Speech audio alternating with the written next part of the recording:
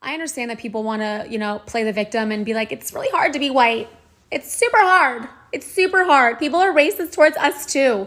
What does that mean? Okay, a person of color said they didn't like you because you were white. Okay, that's not racism. And as much as people want to say that Yes, this is a societal issue that is continuing to get worse every single day.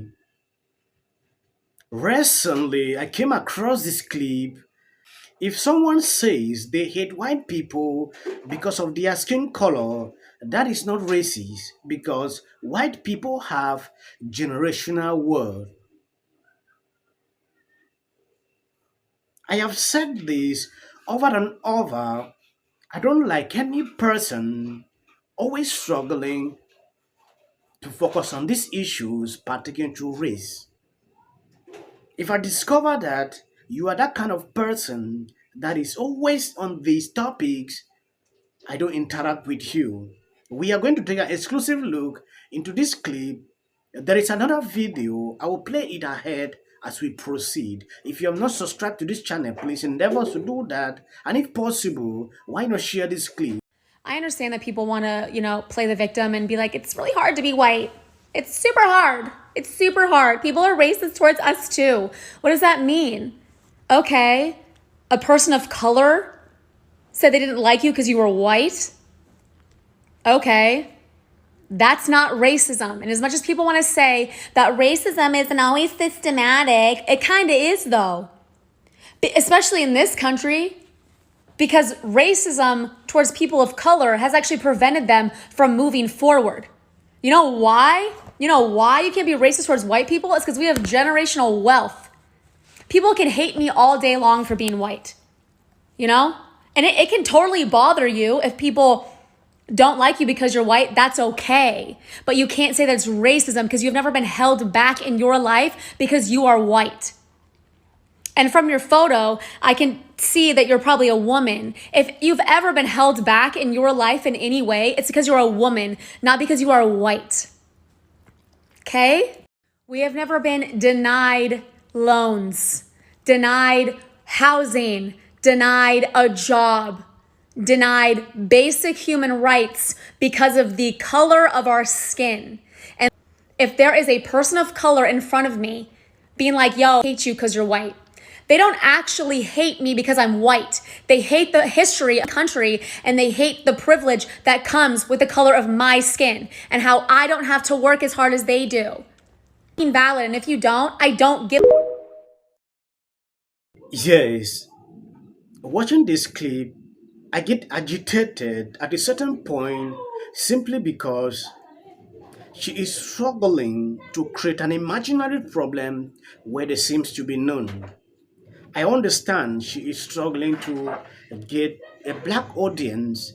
Reason she is doing this kind of videos.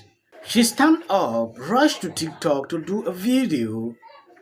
To hate a white person is very okay. It is fine for you to hate a white person simply because they own generational wealth. I understand how difficult it is for me to achieve a lot of things, but I don't always attribute this to race. Like I said on one of my videos, to stop this issue of race, to stop racism is to stop talking about it. That is the only solution. When people struggle every single day to cause segregations amongst us, is something I don't understand.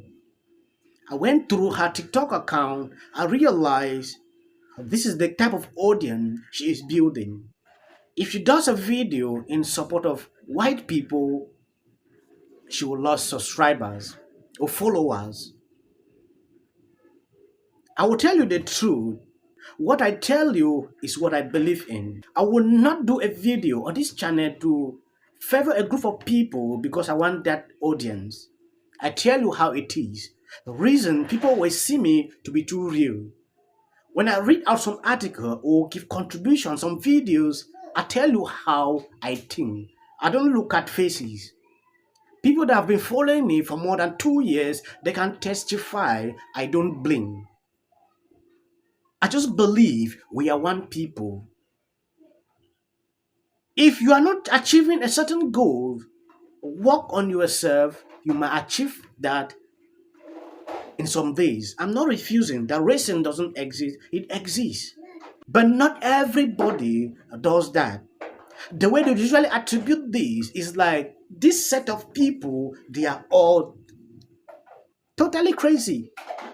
Like I saw a recent bill where they are struggling to enact if you criticize black people, it will be considered a federal crime. This is a big problem. We should have that freedom to express ourselves. If you criticize me by telling me this, that, I will not say no, it should be a crime. You have a right, you have said that this is what I'm doing, you don't like, or criticize me. Same as I can criticize you. A political commentator for Fox News says he was kicked out of a North Miami breakfast spot for his political views. Now that local business says it is the target of harassment online. NBC6's Victor Jorges is looking into this for us. He's in North Miami with those details. This business right behind me here, that orange building on your screen, Paradise Books and Bread, has closed its doors for a while following the incident with Fox News commentator Gianno Caldwell. Now the whole situation is getting a lot of attention on social media. Gianno Caldwell took to Twitter after the alleged incident Saturday morning. His tweet reads he's in disbelief after he met up with friends for breakfast at the restaurant and the owner told them they were not welcomed there because they, quote, weren't politically aligned. That tweet has now gotten thousands of likes, retweets, and responses. Rachel, you know, this situation reminds me of something that MLK said in 1963, a very simple truth. He said, injustice anywhere is a threat to justice everywhere. And what I experienced yesterday, me and some of my neighbors who I'm just getting to know, was an injustice. It was a grave injustice.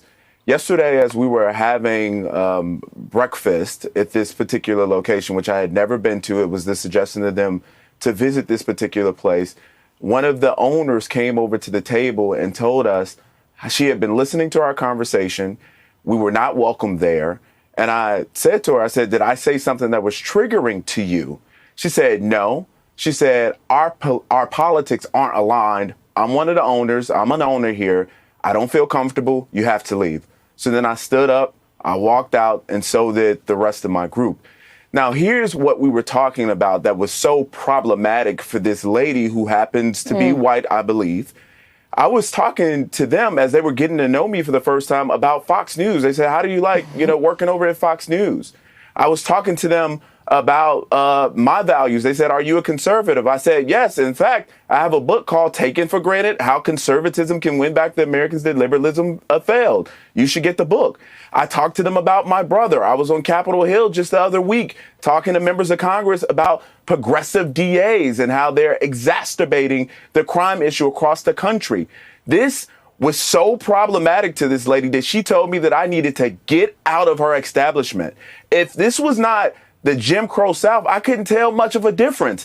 This is what they've done over the course of the years. And me being a black man, me saying that I'm a conservative, me having a conversation with these folks who did not mention anything about their politics. They didn't mention anything at all. It was only me, and this lady stared me down the entire time that I was in the restaurant. There's a target on the backs of people who happen to be black, who happen to be conservative, and it needs to come to an end, Rachel. This should not be the case at all. Ron DeSantis said in Florida, discrimination is not allowed, and I hope that they're going to look closely to what happened here at this restaurant. He later appeared on Fox News speaking about his experience, and he also sent NBC6 this statement. It reads in part, my experience at Paradise Books and Bread in North Miami is a clear case of discrimination that should not be tolerated in Florida or anywhere in America.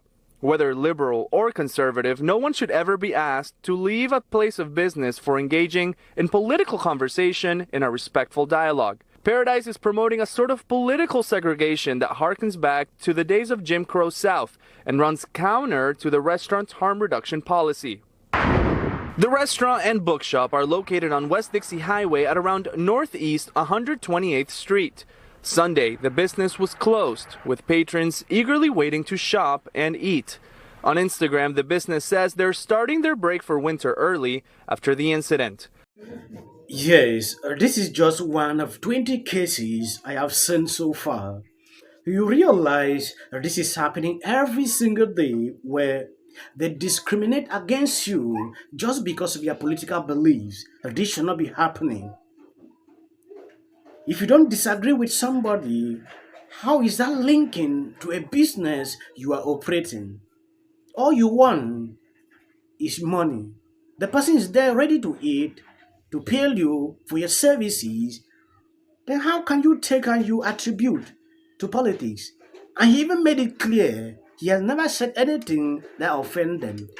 Just the fact that he is a contributor on Fox News is a big problem in this area, which is this is something we talk against.